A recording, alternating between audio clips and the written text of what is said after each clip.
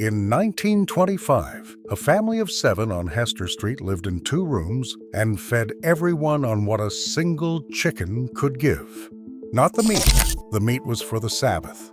They lived on everything else. Today we call it nose to tail and pay $40 for it. Back then, it was just Tuesday. Number 14 on this list was so strange that uptown reporters called it peasant food, unfit for Americans. Yet it kept tenement children alive through brutal winters. And number 3 holds an ingredient the most expensive restaurants in New York now serve as a delicacy. Hit that subscribe button. Let us count down the 25 shocking dishes Jewish immigrants actually ate when nobody was looking. Number 25, Mama Liga. Before the Italians on the block made polenta sound fancy, the Romanian Jews on the Lower East Side made Mama Liga. And they made it because cornmeal was the cheapest thing a pushcart sold. A few cents bought enough yellow meal to feed a whole family.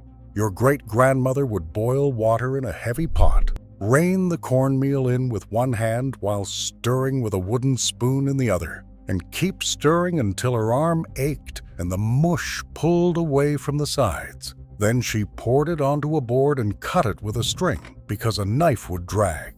Hot, it was eaten soft with a little sour cream, or a knob of butter if there was butter. Cold and leftover, it was sliced and fried until the edges crisped. It filled the stomach completely and cost almost nothing. The children never knew it was a poor food. They only knew it was warm. Number 24, Eschav. In the spring, when sorrel pushed up green and sour and free along the edges of any vacant lot, the women made chaff. They washed those tart leaves, simmered them in water with an onion until they collapsed into a pale green broth, then chilled the whole pot on the windowsill or in the icebox if the family had one. Served cold with a boiled potato sinking to the bottom, a spoonful of sour cream swirled in, and sometimes a chopped hard egg. It was the soup that announced winter was finally over. The sourness woke up a palate dulled by months of heavy starch. A bunch of sorrel cost pennies, and half the time it cost nothing at all because it grew wild. Downtown on a hot June evening with the windows open and the fire escapes full of people, a cold bowl of chav was the closest thing to luxury that 3 cents could buy. Number 23, the EGG cream. Here is a name that lies to you. An egg cream has no egg and no cream. It never did. The candy store on the corner made it with cold milk, a long squirt of seltzer from the pressurized bottle, and a spoonful of dark chocolate syrup, stirred fast so it foamed up white on top like the head on a beer. For 2 or 3 cents, a kid could stand at the marble counter and drink something that tasted like a treat from a world they would never afford. The seltzer made it fizz on the tongue. The milk made it filling enough to quiet a hungry stomach until supper. Why the name? Nobody fully agrees. Some say the foam looked like beaten egg whites.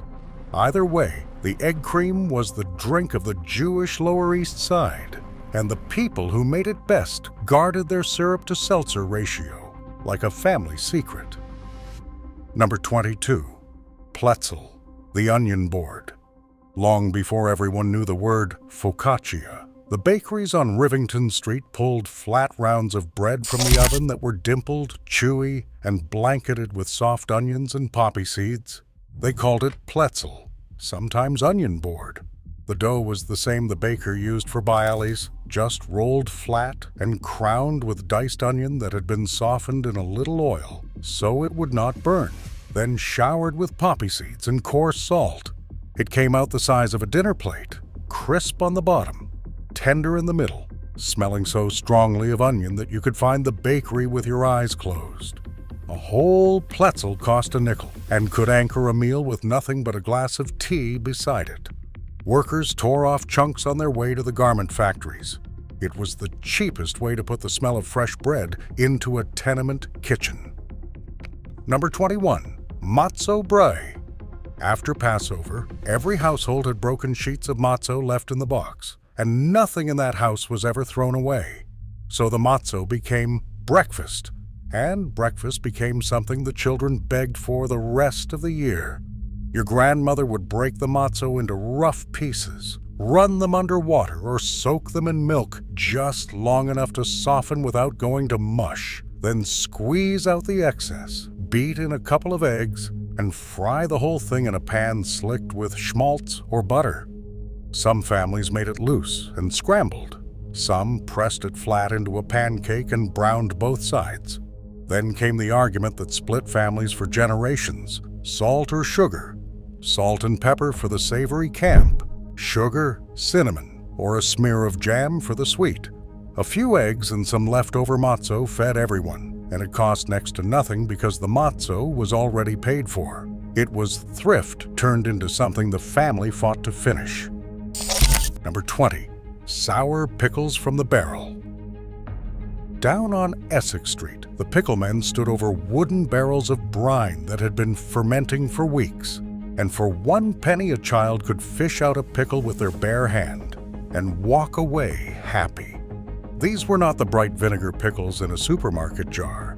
These were cucumbers cured slow in salt water, garlic, and dill, sitting in the cold until the brine turned cloudy and alive with fermentation. A full sour took a month and tasted of garlic all the way through.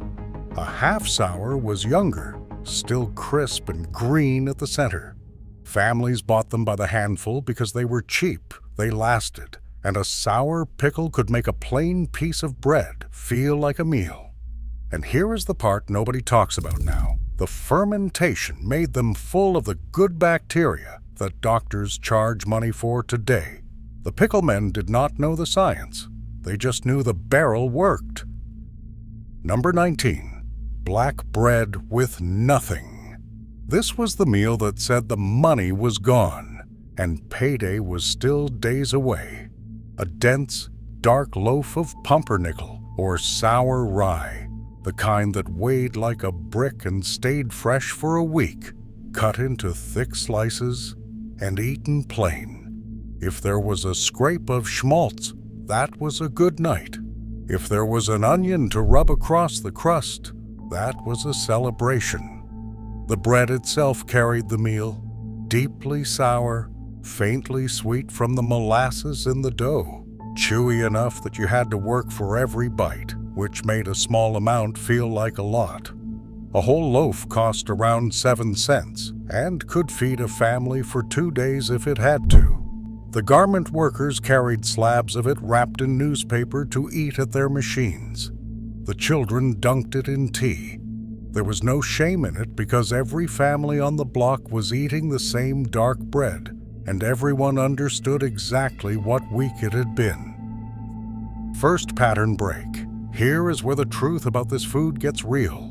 You cannot understand any of these dishes without understanding the kitchen they came from. A tenement flat on the Lower East Side in 1925 might hold a family of 8 in 3 small rooms with a single coal or gas stove that did double duty heating the apartment. There was rarely an icebox. The street outside was a wall of pushcarts, thousands of them, and that street was the refrigerator, the supermarket, and the social club all in one. Food was bought in tiny amounts, daily, because there was nowhere to store it and no money to buy ahead. Every single thing was stretched, saved, and used twice. Nothing, and I mean nothing, was wasted. That was not a lifestyle choice. It was survival, and it shaped every recipe on this list. Number 18. Lokshen Kugel. When there was a little extra, when it was Friday and the Sabbath was coming, the noodle pudding appeared.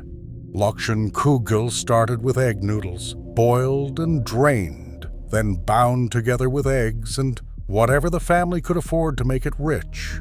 A little schmaltz, some sugar, sometimes raisins, sometimes a handful of cinnamon. The mixture went into a greased pan and baked until the top turned dark and crackling, and the inside set into something between a casserole and a cake. The corners, crisped and chewy, were fought over at the table. It could be served sweet as a dessert or plain as a side to the chicken, and either way it stretched a small amount of noodles into something that felt like abundance. The genius was in the eggs and the bake. which turned a humble bowl of pasta into a centerpiece. Made on Thursday night, it sat ready for the Sabbath when no cooking was allowed. The smell of it baking told the whole hallway that someone's week had gone all right. Number 17, kasha varnishkis.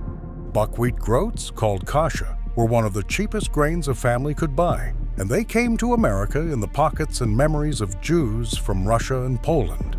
To make kasha varnishkis, your great-grandmother toasted the groats in a dry pan, sometimes with a beaten egg, coating each grain so they would stay separate, then steamed them soft.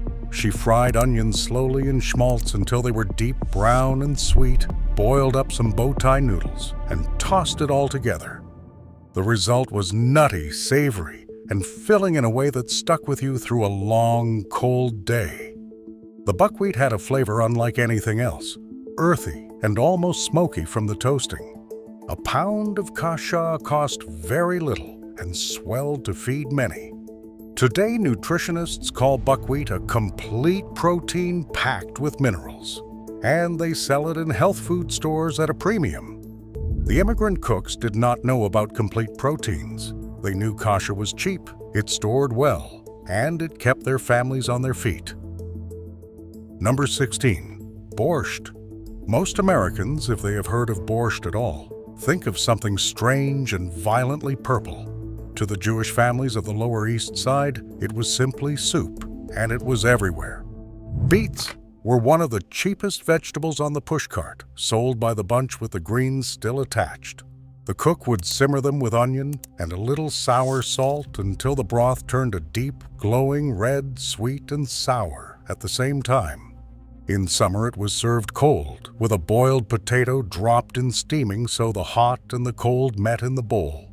A spoonful of sour cream clouding the surface, and a chopped hard egg on top. In winter, it came hot and heartier, sometimes with cabbage and a piece of cheap flanken cooked in for flavor.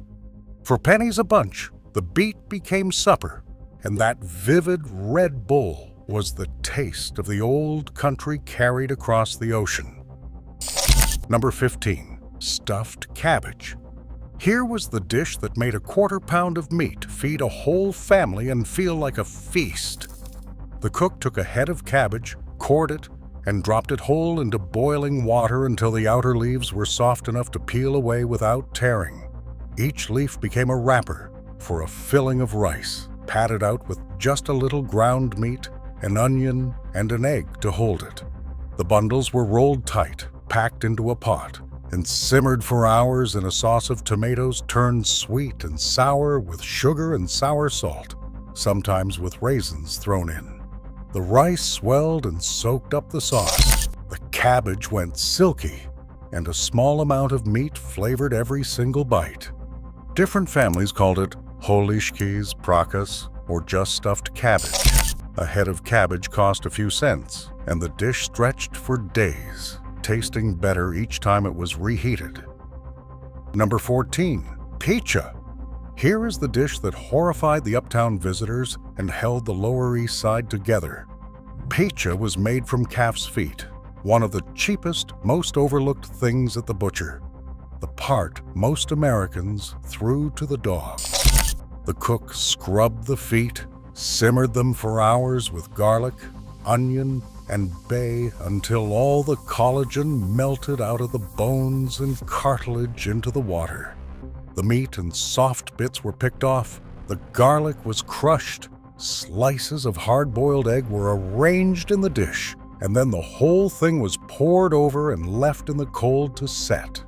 What it set into was a savory, garlicky, trembling jelly, served cold in slices or scooped onto bread. The texture stopped first-timers dead. It quivered. But for the people who grew up on it, pizza was deeply loved, rich with garlic, satisfying in a way nothing else was, and almost free to make. The butcher practically gave the feet away. Out of garbage, the immigrant cook made a delicacy that families still argue about today. Second pattern, break. Here is what modern nutrition science is only now catching up to. The people boiling calf's feet and chicken necks and beef lungs were practicing what wellness brands now sell as nose-to-tail eating, and they were doing it out of pure necessity. That jellied calf's foot was nearly pure collagen and gelatin, the exact thing now sold in expensive powders for joints and skin. The organ meats they could not afford to waste, the liver, the lungs, the hearts, were packed with iron B12 and vitamin A in concentrations that no muscle meat can match. The bones simmered for broth gave up minerals that built strong children in crowded apartments with little sunlight. These families had no laboratories and no studies. They had hunger and tradition turned out to be smarter than the science that replaced it. Number 13, kishke. Kishke might be the most honest food on this list because the name simply means intestine, and that is exactly what it was. The cook bought beef casings from the butcher, cleaned them carefully, and stuffed them with a mixture of flour or matzo meal, grated onion, carrot, and a generous amount of schmaltz for richness. The filled casing was tied off and either roasted on its own until the outside crackled, or, more often, tucked right into the pot of Sabbath stew to cook slow alongside everything else. Sliced into thick rounds, kishke was crisp outside and soft and savory inside, the schmaltz keeping it moist and rich. The butcher sold the casings for almost nothing because nobody fancy wanted them. The immigrant cook saw a wrapper waiting to be filled and made it the star of the holiday table. Number 12, Helzel. Nothing from the chicken was wasted, and the neck proved it. The skin of the neck was carefully removed in one piece, like peeling off a glove, and sewn shut at one end with thread to make a long pouch. Into that pouch went the same kind of filling as kishke, flour or matzo meal, grated onion, salt, pepper, and plenty of schmaltz. The other end was stitched closed, and the whole stuffed neck was roasted or simmered until the skin browned and crisped, and the filling inside turned soft and savory. This was Helzel, and it was a small marvel of using every scrap.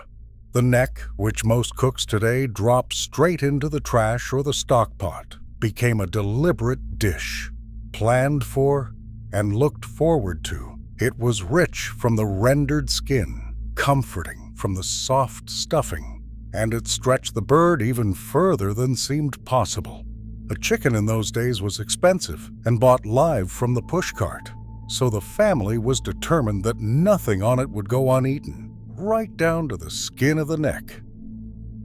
Number 11, Lungen. Here is one that has vanished so completely most people do not believe it was ever eaten. Lungen was a stew made from beef or calf lungs, one of the cheapest organs at the butcher, sold for a few cents a pound because the wealthy would not touch it. The cook cleaned the spongy lung, cut it into pieces, and stewed it long and slow with onions, a little flour to thicken the gravy, and sometimes the heart and other odds and ends thrown in. The texture was unusual, light and porous, soaking up the gravy like a sponge, which is exactly why families loved it, because a small amount of meat tasted like a lot. Often it was paired with milts in a dish the pushcart vendors sold ready-made to workers who had no time to cook. Health regulations and changing tastes eventually pushed lung off the market entirely in America. But for the immigrant family counting every penny, luncheon was a hot, filling supper that the butcher had practically given away. Number 10, chopped liver. Now we come to a dish that survived and even climbed uptown, but began as pure thrift. Chicken livers were a byproduct, the small organs that came with the bird, too few and too humble to be a meal on their own. So the cook gathered them, sautéed them in schmaltz with onions, cooked down until brown and sweet, then chopped the whole thing fine, traditionally with a hand chopper in a wooden bowl, working it together with chopped hard-boiled egg and more schmaltz until it turned into a rich, smooth spread thick on rye or a piece of matzo. chopped liver tasted far more expensive than it was because the liver was nearly free and the onions and eggs cost pennies. The schmaltz and gray beans folded in gave it a depth that made it a centerpiece at every celebration. People who would never eat a plain liver devoured this without a thought. It was the alchemy the immigrant kitchen specialized in, taking the part nobody wanted and making it the dish everyone reached for first. Number 9, gefilte fish. Gefilte fish gets laughed at today. The jar on the supermarket shelf, the gray ovals in cloudy jelly. But you have to understand where it came from to understand why it mattered. Fresh fish like carp, whitefish, and pike were sold live from tanks on the push carts, and a whole fish was expensive. Gefilte fish was the way to make one fish feed a crowd.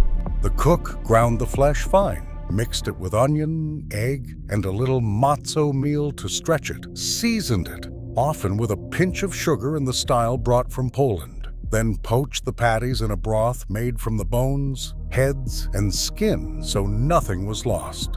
As that broth cooled, the natural gelatin set it into the jelly that surrounds the fish.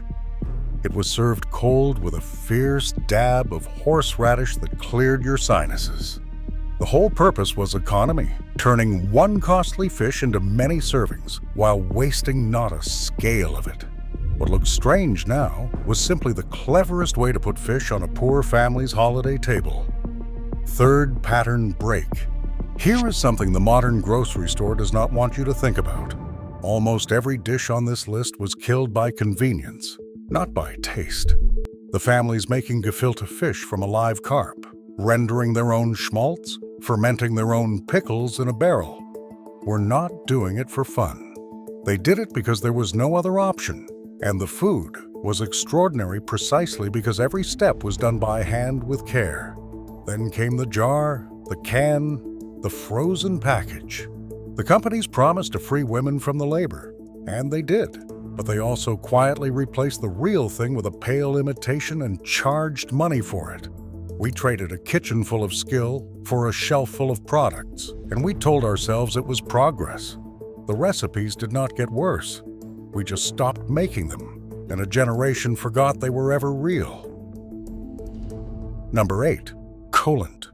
The Sabbath created one of the cleverest dishes in the entire Jewish kitchen, born from a single rule that no cooking could be done from Friday sundown to Saturday night. So the cook made cholent, a thick stew assembled Friday afternoon and left to cook all night and into the next day at the lowest possible heat. Into the heavy pot went dried beans, barley, potatoes, an onion, and a cheap cut of meat, often flanken or a marrow bone, with a piece of kishke tucked in if the family had one. It was sealed up and set on a low flame, or, in the old country, carried to the baker who kept it in his cooling oven overnight for a small fee. By Saturday noon, after 16 or 18 hours, everything had melted together into something dark, rich, and deeply savory. The beans creamy, the meat falling apart, the barley swollen and tender. It cost very little. It solved a religious problem, and it filled the house with an aroma that haunted the hallway all morning. Slow cooking before anyone had a slow cooker. Number 7, tzimmes. In a diet built mostly on starch, salt, and fat, tzimmes was where the sweetness lived. The cook took carrots, the cheapest sweet vegetable available, sliced them into coins, and simmered them slowly with dried fruit, usually prunes, sometimes raisins, a little honey or sugar, and often a sweet potato or a piece of cheap meat to make it a main dish. Cooked long enough, the carrots went soft and candied, the prunes plumped up, and the whole thing turned into a glistening, sweet, sticky stew. It was traditional at the New Year, when sweetness symbolized hopes for the coming year, but it appeared any time the family wanted something that felt like a treat without the cost of one. For children raised on dark bread and herring, a bowl of warm, sweet carrots and prunes was as close to dessert as most weeknights got, and it cost only a handful of cents. Number 6, knishes. The knish was the perfect street food, and the Lower East Side ran on it. A kenish was a pocket of thin dough wrapped around a filling, most often mashed potato seasoned heavily with fried onion, though kasha and other fillings were sold too. The bakeries and pushcart vendors made them in huge numbers, and a worker could buy one hot for a nickel and have a complete filling meal he could eat with one hand on the way to the factory. Inside, the potato was dense, savory, and rich with onion and schmaltz, wrapped in a crust that was crisp outside and soft where it met the filling. It was cheap, portable, and satisfying. Everything a person working 12-hour days needed. They were the fuel of the garment district, eaten standing up, sold faster than they could be made. A potato and an onion, and a bit of dough, turned by skilled hands into something that defined the streets of immigrant New York. Number 5. Schmaltz herring. Fourth pattern break. Here is the food that fed the Lower East Side more than any other, and almost no one makes it now. Herring was the cheapest fish in the sea, packed in barrels of salt, sold from the pushcarts for a few cents, and it was on the table constantly because, for a poor family, it was the most affordable way to get fish and protein. The richest, fattiest barrels were called schmaltz herring, schmaltz meaning fat, prized for how oily and full-flavored they were. The cook would soak the salt-cured fillets in water or milk to draw out the harshness, then dress them with sliced onion and a little oil or vinegar, sometimes a slice of apple, sometimes a spoonful of sour cream. Eaten on a piece of black bread, schmaltz herring was a meal in itself, salty, rich, and satisfying. The kind of food that stuck to your ribs through a cold morning. It cost almost nothing, and it was everywhere, in lunch pails, on supper tables, sold ready to eat from the carts.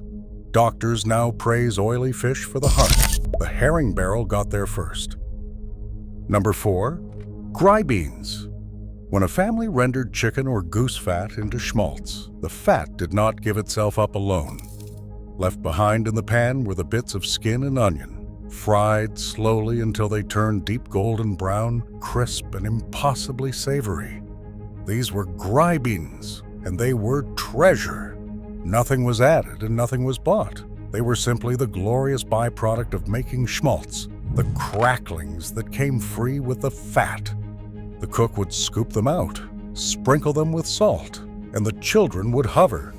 Because warm, gry beans straight from the pan were one of the great snacks of tenement life. They went into chopped liver to deepen it, into kishki, scattered over potatoes or mashed into bread. They were salty, crunchy, and rich beyond reason, the kind of intense flavor that came from concentrating everything good about the chicken's skin into a few small bites. A modern cook throws the skin away. The immigrant cook turned it into the thing the whole family fought over, and it cost not a single extra penny. Number 3, marrow bones. Here is the secret ingredient the most expensive restaurants in New York are rediscovering right now, and the immigrant cook knew it 100 years ago, when a marrow bone could be had cheap from the butcher, often nearly free because the wealthy did not want it. The family did not waste it on the stock pot alone. The bone was roasted until the marrow inside softened and turned to rich, buttery liquid. Then the marrow was scooped out and spread on bread with a little salt. It tasted like the most luxurious thing imaginable, deep and savory and impossibly rich. Yet it came from the part of the animal nobody else valued. More often, the bone went into the coolant or the soup pot, where the marrow melted out and gave the whole dish a body that no amount of cheap meat could provide. Today you will pay a fortune for roasted bone marrow on a fashionable menu, presented as a discovery. The tenement cook on Orchard Street was scooping it onto black bread for pennies, knowing exactly what the rich would later pay to learn. Number 2, the baile. Everyone knows the bagel. Almost nobody outside the old neighborhoods remembers its quieter cousin, the bieli, and that is a genuine loss. The baile came from the city of Bialystok in Poland, carried to New York by the bakers who fled it, and it was the everyday bread of the working family. Unlike the bagel, The barley was never boiled, only baked, which made it softer, chewier, and lighter, with a flat depression in the center instead of a hole. Into that center went a spoonful of cooked onion and sometimes poppy seeds, browned in the oven until fragrant. Fresh from the bakery in the morning, still warm, a barley needed nothing but maybe a smear of butter or schmaltz. It cost only a few cents, and it was meant to be eaten that same day, because without the boiling, it went stale fast. The bagel traveled the world and became a frozen supermarket product. The barley, harder to mass produce and meant to be eaten fresh, quietly disappeared from most of America, taking a whole world of flavor with it. Number 1. Schmaltz on black bread. At the very top of this list is something so plain it almost feels wrong to name it, and yet it was the foundation under everything else. A thick slice of dark sour rye or pumpernickel, spread with schmaltz, the rendered chicken or goose fat that was the single most important ingredient in the entire Jewish immigrant kitchen. That was supper for more families on more nights than any other meal on this list. Schmaltz was made at home from the fat trimmed off the bird, melted down slow with onion until it turned golden and rich and could be stored for weeks. Spread over bread, sprinkled with salt, maybe topped with a few dry beans or a slice of raw onion, it became a meal that was warm, filling, and satisfying for almost nothing. In a world before cheap vegetable oil, schmaltz was butter. It was cooking fat. It was flavor. It was survival. It went into the chopped liver, the kishke, the kasha, the matzo brie, and when there was nothing else, it went straight onto the bread. This was the taste of getting through. It was poverty, yes, but it was also love, rendered down to its purest form and spread on a slice of bread for a hungry child who would remember it for the rest of their life. Here is my challenge. Make one of these this week. Just one. The matzo brie, the chopped liver, the kasha varnishkis, or if you are brave, the pitcha. Then come back and tell me if your great-grandmother was only being nostalgic or if she actually knew something we have forgotten. Drop the one you are going to try in the comments. I want to know if the dry beans get more love than the knishes, and whether anyone out there still has a barrel of pickles fermenting on the fire escape. Because these were not just cheap dinners. They were the whole story of how a people crossed an ocean with nothing and fed their children anyway. Your great-grandmother knew. Now you know too.